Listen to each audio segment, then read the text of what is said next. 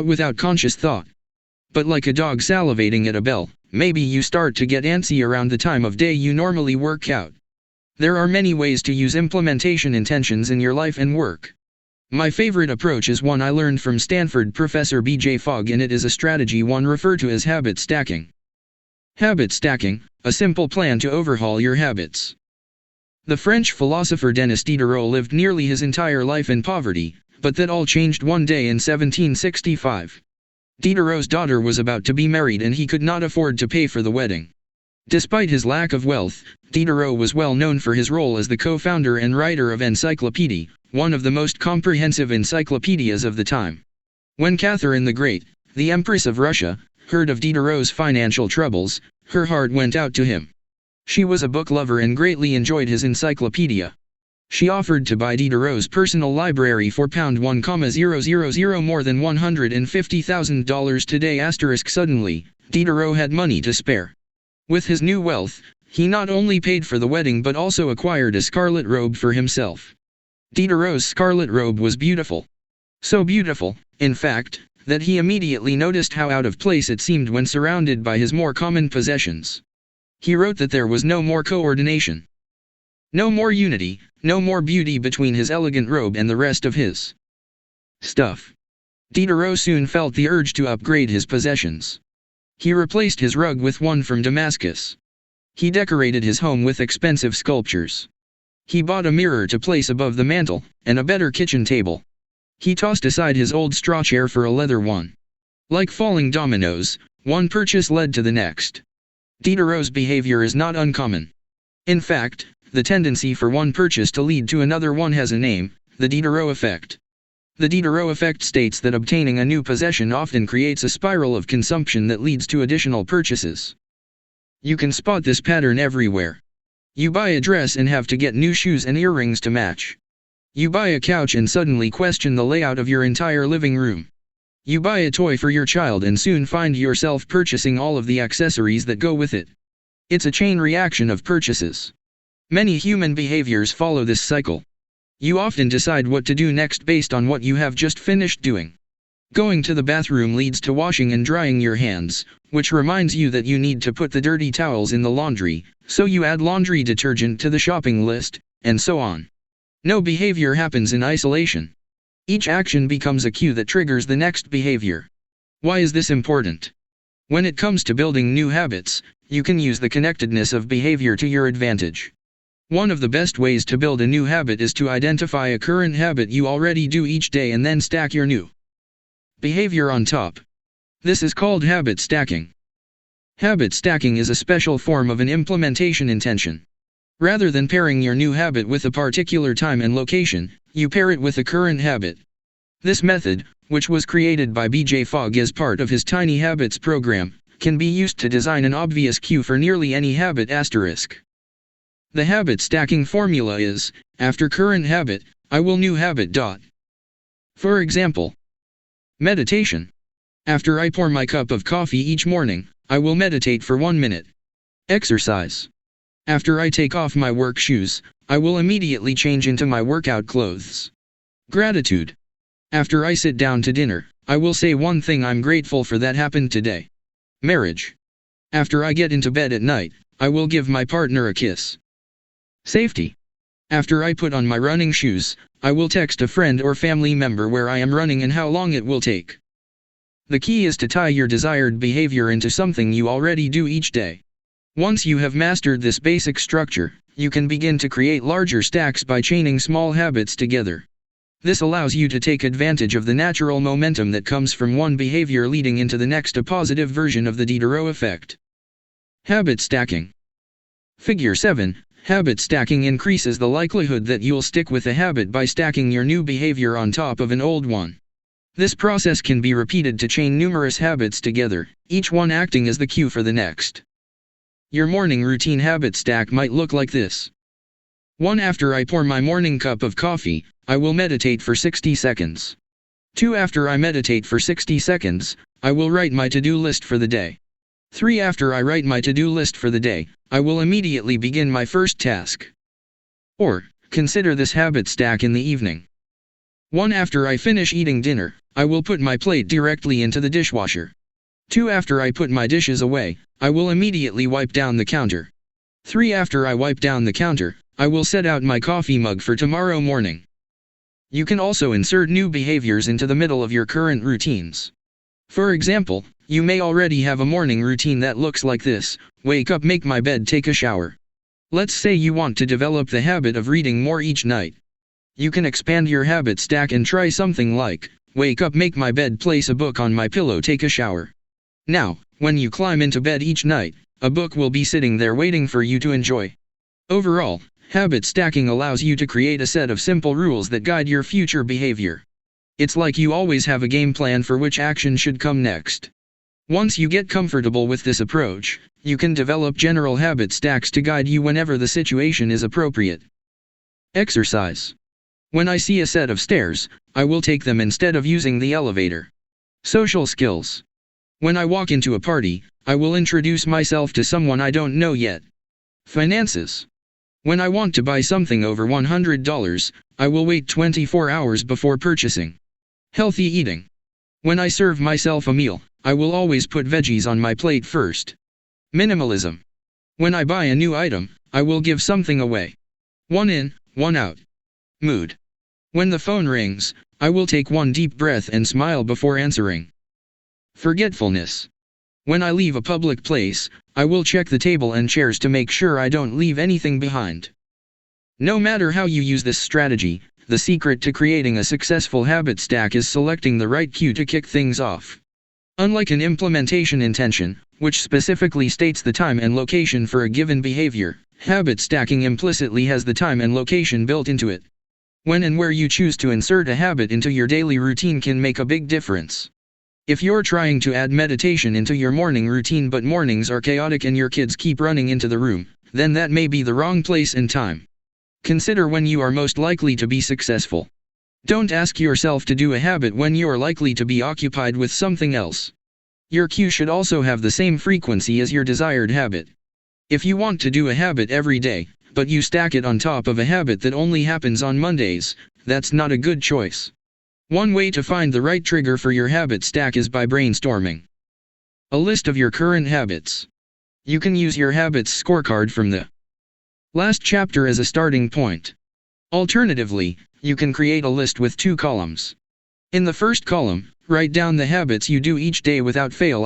For example, get out of bed, take a shower, brush your teeth, get dressed, brew a cup of coffee, eat breakfast, take the kids to school, start the workday, eat lunch, end the workday, change out of work clothes, sit down for dinner, turn off the lights, get into bed. Your list can be much longer, but you get the idea. In the second column, write down all of the things that happen to you each day without fail. For example, the sun rises. You get a text message. The song you are listening to ends. The sun sets. Armed with these 2 lists, you can begin searching for the best place to layer your new habit into your lifestyle. Habit stacking works best when the cue is highly specific and immediately actionable. Many people select cues that are too vague. I made this mistake myself. When I wanted to start a push-up habit, my habit stack was, when I take a break for lunch, I will do 10 push-ups. At first glance, this sounded reasonable. But soon, I realized the trigger was unclear. Would I do my push-ups before I ate lunch? After I ate lunch? Where would I do them? After a few inconsistent days, I changed my habit stack to, when I close my laptop for lunch, I will do 10 push-ups next to my desk. Ambiguity gone. Habits like read more or eat better are worthy causes, but these goals do not provide instruction on how and when to act. Be specific and clear. After I close the door. After I brush my teeth. After I sit down at the table. The specificity is important. The more tightly bound your new habit is to a specific cue, the better the odds are that you will notice when the time comes to act. The first law of behavior change is to make it obvious. Strategies like implementation intentions and habit stacking are among the most practical ways to create obvious cues for your habits and design a clear plan for when and where to take action. Chapter Summary. The first law of behavior change is make it obvious. The two most common cues are time and location. Creating an implementation intention is a strategy you can use to pair a new habit with a specific time and location. The implementation intention formula is, I will behavior at time and location. Habit stacking is a strategy you can use to pair a new habit with a current habit. The habit stacking formula is, after current habit, I will new habit. After. 6. Motivation is overrated, environment often matters more. Anne Thorndike, a primary care physician at Massachusetts General Hospital in Boston, had a crazy idea. She believed she could improve the eating habits of thousands of hospital staff and visitors without changing their willpower or motivation in the slightest way. In fact, she didn't plan on talking to them at all. Thorndike and her colleagues designed a 6-month study to alter the choice architecture of the hospital cafeteria. They started by changing how drinks were arranged in the room. Originally, the refrigerators located next to the cash registers in the cafeteria were filled with only soda. The researchers added water as an option to each one. Additionally, they placed baskets of bottled water next to the food stations throughout the room. Soda was still in the primary refrigerators, but water was now available at all drink locations. Over the next 3 months, the number of soda sales at the hospital dropped by 11.4%. Meanwhile, sales of bottled water increased by 25.8%. They made similar adjustments and saw similar results with the food in the cafeteria. Nobody had said a word to anyone eating there before. Figure 8. Here is a representation of what the cafeteria looked like before the environment design changes were made, left, and after, right. The shaded boxes indicate areas where bottled water was available in each instance. Because the amount of water in the environment was increased, behavior shifted naturally and without additional motivation. People often choose products not because of what they are, but because of where they are. If I walk into the kitchen and see a plate of cookies on the counter, I'll pick up half a dozen and start eating, even if I hadn't been thinking about them beforehand and didn't necessarily feel hungry. If the communal table at the office is always filled with donuts and bagels, it's going to be hard not to grab one every now and then. Your habits change depending on the room you are in and the cues in front of you. Environment is the invisible hand that shapes human behavior. Despite our unique personalities, certain behaviors tend to arise again and again under certain environmental conditions. In church, people tend to talk in whispers. On a dark street, people act wary and guarded. In this way, the most common form of change is not internal, but external. We are changed by the world around us. Every habit is context-dependent. In 1936, psychologist Kurt Lewin wrote a simple equation that makes a powerful statement. Behavior is a function of the person in their environment, or B equals F, P. It didn't take long for Lewin's equation to be tested in business. In 1952, the economist Hawkins Stern described a phenomenon he called suggestion impulse buying, which is triggered when a shopper sees a product for the first time and visualizes a need for it. In other words, customers will occasionally buy products not because they want them but because of how they are presented to them. For example, items at eye level tend to be purchased more than those down near the floor. For this reason, you'll find expensive brand names featured in easy-to-reach locations on store shelves because they drive the most profit, while cheaper alternatives are tucked away in harder-to-reach spots. The same goes for end caps, which are the units at the end of aisles. End caps are money-making machines for retailers because they are obvious locations that encounter a lot of foot traffic. For example, 45% of Coca-Cola sales come specifically from end-of-the-aisle racks. The more obviously available a product or service is, the more likely you are to try it. People drink Bud Light because it is in every bar and visit Starbucks because it is on every corner. We like to think that we are in control. If we choose water over soda, we assume it is because we wanted to do so. The truth, however, is that many of the actions we take each day are shaped not by purposeful drive and choice but by the most obvious option. Every living being has its own methods for sensing and understanding the world. Eagles have remarkable long-distance vision. Snakes can smell by tasting the air with their highly sensitive tongues. Sharks can detect small amounts of electricity and vibrations in the water caused by nearby fish. Even bacteria have chemoreceptors, tiny sensory cells that allow them to detect toxic chemicals in their environment. In humans, perception is directed by the sensory nervous system. We perceive the world through sight, sound, smell, touch, and taste. But we also have other ways of sensing stimuli. Some are conscious, but many are non-conscious.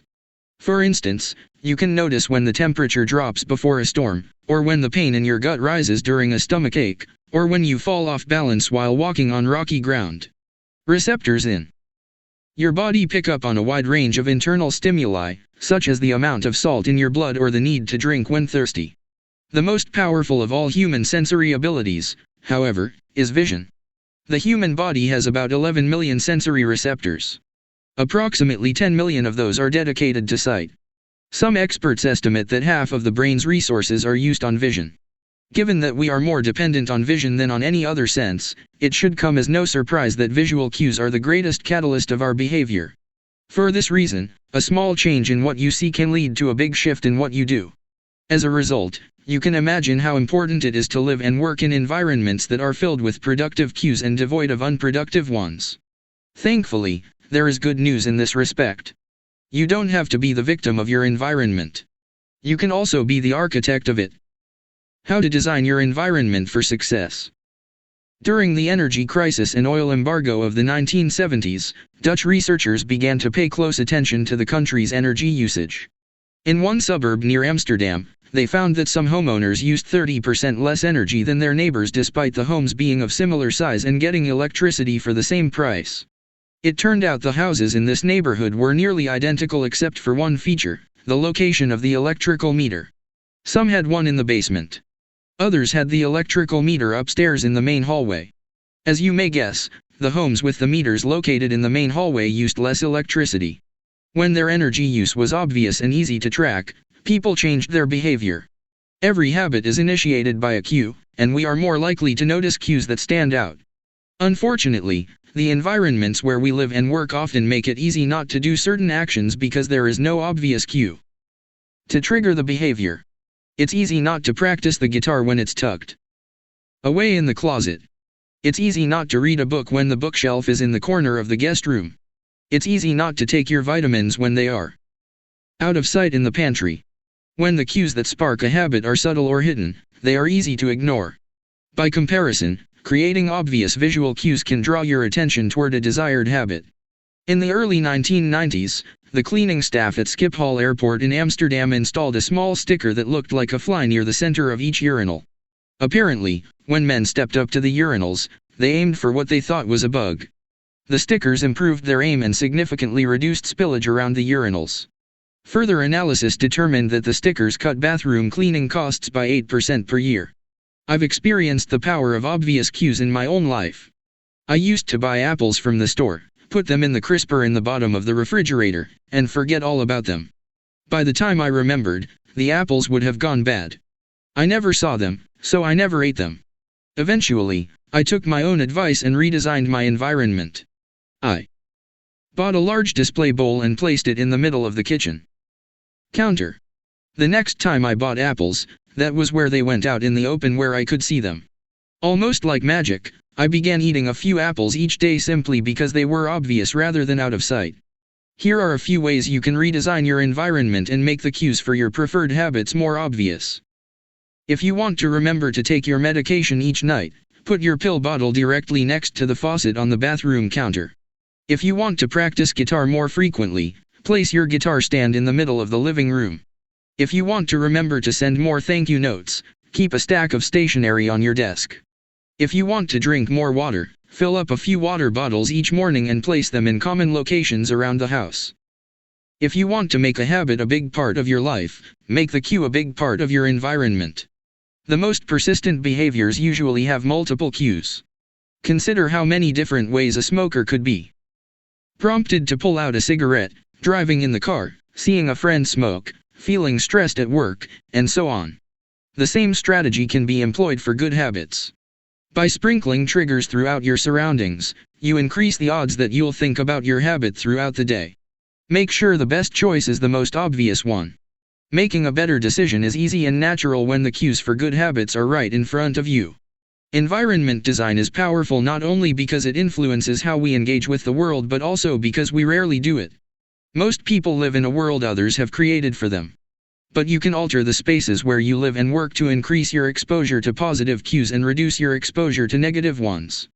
Environment design allows you to take back control and become the architect of your life.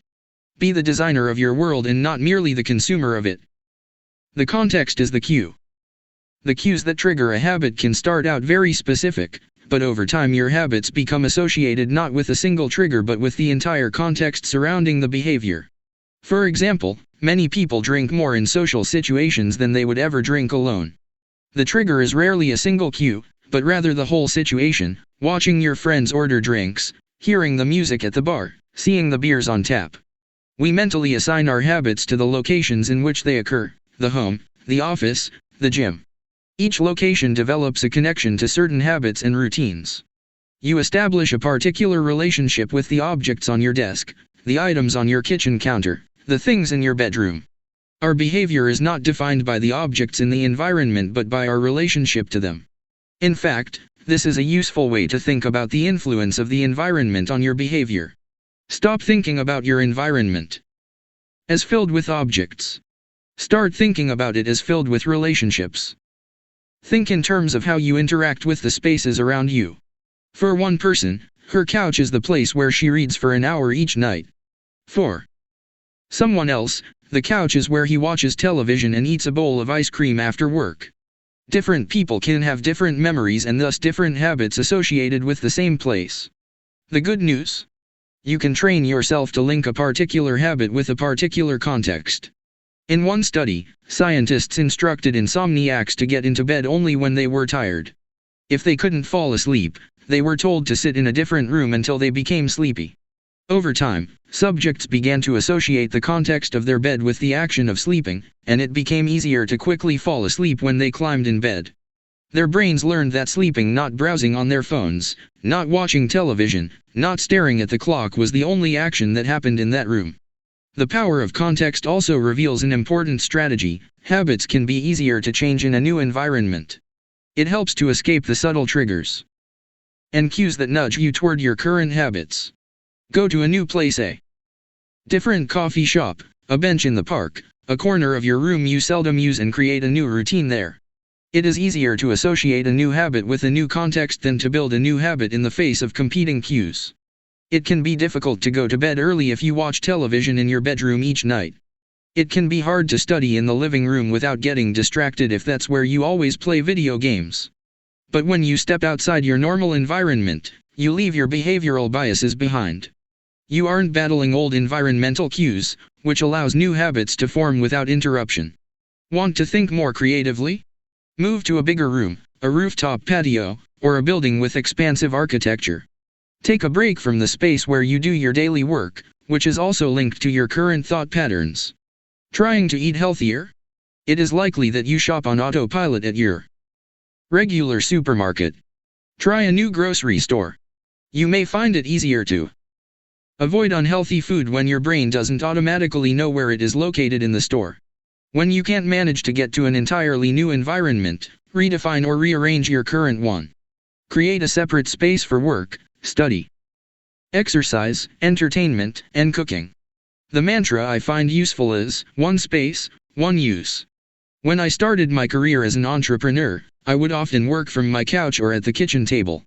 In the evenings, I found it very difficult to stop working.